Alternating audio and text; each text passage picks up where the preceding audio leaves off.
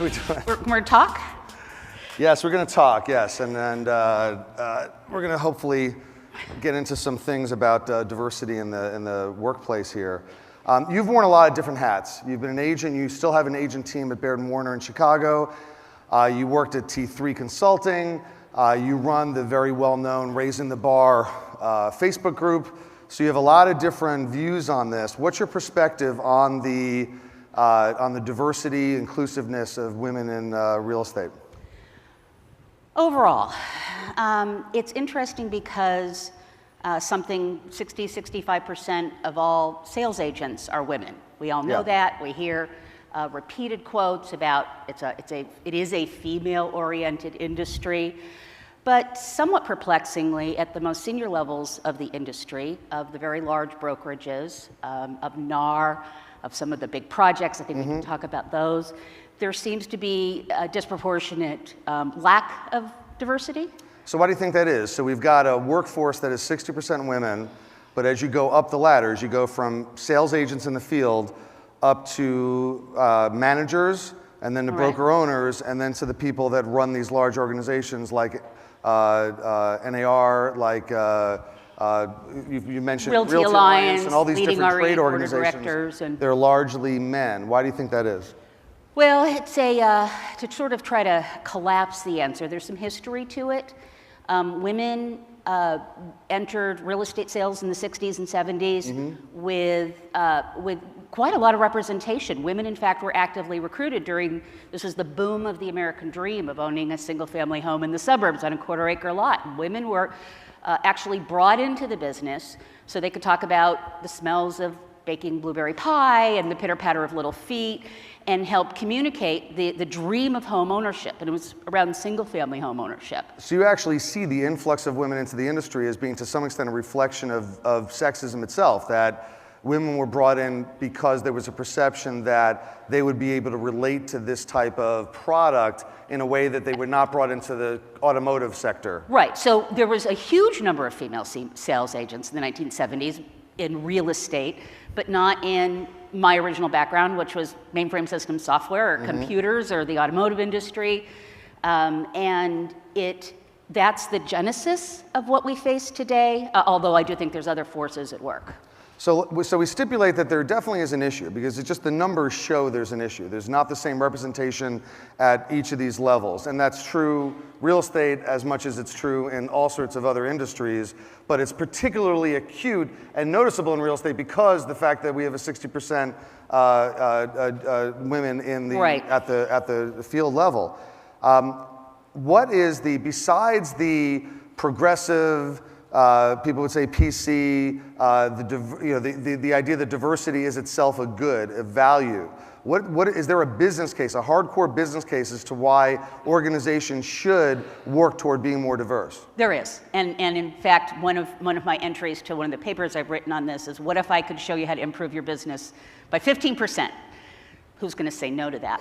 McKinsey, which is a large international management consulting firm, has been running a number of studies around diversity for about 5 years now. So this isn't some Glamour magazine poll. This is McKinsey, they're well known. That's legitimate. This is legitimate, and it's international, and it's companies of all sizes. And they've coined a term that is very useful, and I'd like that to be one of the takeaways from today. It's called diversity's dividend.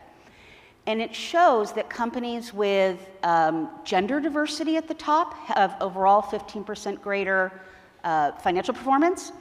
Interestingly, companies with ethnic diversity at the top have 35% greater financial performance. Okay. And the reasons are less attrition.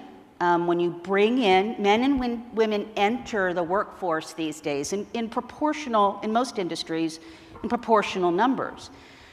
When companies offer career paths. I was talking to Sue Yanniconi's in the room this morning. We're talking about career paths. When companies offer career paths and have an inclusive environment, you have lower attrition, better retention, which is something we talk about every single day in brokerage. Yeah. And you have better recruiting when you show diversity. So there's a lot of things. Now, why do you? So what you're saying is that this dividend, this diversity dividend, which comes out because there is something inherently valuable about having a diverse workforce that makes it happens to correlate. Now, do you think there's an argument that it's correlation versus causation? Or why do you think, why is it that having that more diverse workforce, what are some of the practical things that happen that might create more value in an organization? Well, there's no getting around the fact that people with different life experiences bring those experiences to any work environment. There are studies that show that while great leaders are great leaders, women have different, not better, although I think that sometimes, different skill sets than men. Women are considered to be, on balance, that doesn't work for all of us, more inclusive and more collaborative. Men are faster at making decisions, and they're more aggressive risk takers. More risk taking. Women-driven decisions tend to maybe take a little longer, but they stick. So it is the balance. I mean, I'm not suggesting that one. All women. You're not suggesting an all woman, because the idea is that there's a balance that you need, kind of that both perspectives. Yeah, and those are just 4 attributes of hundreds that show up on how having a balanced leadership team may help you reach. And I think with women, it's decisions that stick. When you have more collaborations, people support what they have participated in, you get better decisions for a company, better strategies. So if you've got a situation where we've got a workforce that is over half women, you've got studies that show that having diversity through the layers of leadership leads to better financial results. Why is it that you see the lack of gender diversity at the very top of these various real estate industry organizations? Well, I think there's a couple of things that we've touched on. One is something I think that the talk is titled Climbing Out of the Pink Collar Ghetto. If you know the phrase pink collar, it means service-oriented. People who enter, they're traditionally female jobs, nursing and administrative assistants. You'd be highly trained and highly educated, but they're very service-oriented positions without upward mobility. You get good at that job and you stay there. I think there is some belief that entering as a female real estate agent, you're going to go in, you're going to work at it, it's a respectable place to be, you can integrate your family. So you have perhaps some belief that it is and it may be a self-limiting belief, by the way, that when women enter this job, they are only entering it to do that job.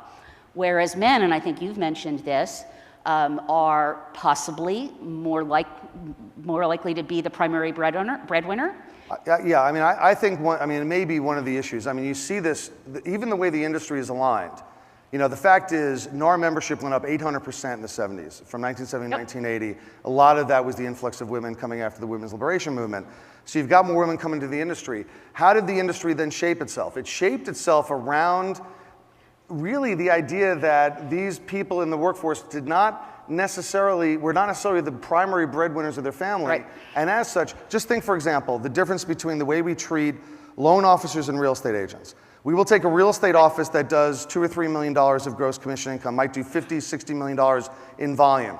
And we will put 30 or 40 that'll be 30 or 40, 50 real estate agents sharing that volume. And then we will put one loan officer in that office. And that loan officer will make about as much money as the top real estate agent. Right. If we put 4 or 5 loan officers in that office, they'd be splitting it up the way the agents split it up. But from the way this industry developed, maybe there's something about the fact that the real estate agents were largely women and the loan officers were largely men, and that guided the way that just in the minds people there's a question of optics. There's also a question of why women are taking sales agent jobs. It's also often a second career. Yeah. And for me, it was a second career out of management consulting, and I was promised, I was aggressively recruited even before I was an agent. Please come in, please become an agent. And I was told that if I did this, I would make every soccer game. That's not the same as recruiting someone to come in and build a lifelong career and move up through the ranks. It was make a bunch of money by being part of your community, joining the PTA, giving us your Christmas card list. We're going to show you how to make a bunch of money, and you'll make every soccer game. I come out of a great brokerage, by the way. 3 of the 5 of the most senior leadership, including the president of Baird Warner, is a woman. But there are many companies that are not. So you have this group of agents who were, many cases, not recruited to be full-time primary breadwinners. You have this issue of the service. Yeah. And then finally, there's something, the pink ghetto is when companies seem to channel their most senior women executives into positions that are never expected to reach the top. So it's human resources and marketing and communications and maybe some ops. You need serious line revenue responsibility to end up running a company. Now, is there an argument to be made that it is getting better? ERA just promoted a COO up to CEO. So now the Realogy brands are majority led by women, with Sherry Chris at BHG and Sotheby's. Right. So you have that. You look at New York City, which is the hottest real estate market maybe in the country and certainly one of the most lucrative, and the 3 or 4 biggest companies are run by Dottie Herman and Pam Liebman, Dolly Lenz, Diane Ramirez at Halstead. Is there an argument that it took time, but we're now at a stage where it's going to get better? I can't say it's going to get better, but we can tell people how we think we should make it better. It's probably better than 10 years ago or 20 years ago. I'd love to do a piece of work on that. There are more, I think when there are more senior anything, people can see that, oh, I'm a little girl, I can be president too now. Yeah. So once people begin to visualize that all by itself creates the perception and the reality that women can aspire to the highest level positions in the company. And I don't want to skip the boards. I want all the various organizations, but we can wrap up with that. Okay. Oh, we know something's coming down the line. All right, we're going to end with something strong. I think one of the issues is that 10 years ago, a woman being in charge of a large organization like Better Homes and Gardens Real Estate would have they have a woman CEO. Sherry Chris is not a woman CEO. She's a great CEO. She's a CEO. And I think that is something, I don't think that's changed completely, but I do think it's not quite, when you have as many women CEOs, you stop noticing, oh, wait, look, there's a woman CEO there. It's just, there's a CEO happens to be a woman. We're in the process right now, if you read the polls, in about 97 days, we're going to elect a woman president.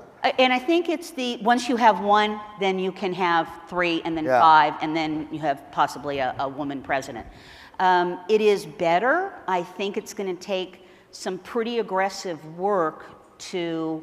What's the work? Yeah, let's talk about that. What can we do? And I think part of it is just simply awareness. I mean, I try to be sensitive to these things, and I like to think that I'm cognizant and aware. But as you pointed out, I'm on the board of directors at Upstream, and it didn't occur to me when I looked around the room that there were, I think, only 2 directors out of about 18 who were women.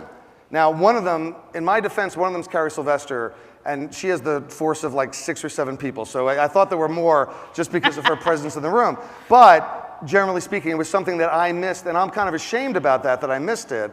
And so to some extent, it's just raising awareness of people who are even trying to be sensitive to the issue, much less the people that don't think it's a problem. What else can we do? Well, I would start by just sheer recognition of it. If in NAR, if you're an association person, if women aren't getting involved in the most senior initiatives, and this is Broker Public Portal and Upstream and many of the consortiums, if women aren't getting involved and you are someone who is involved, whether you're a man or a woman, ask yourself why. It's got to start with that. Yeah.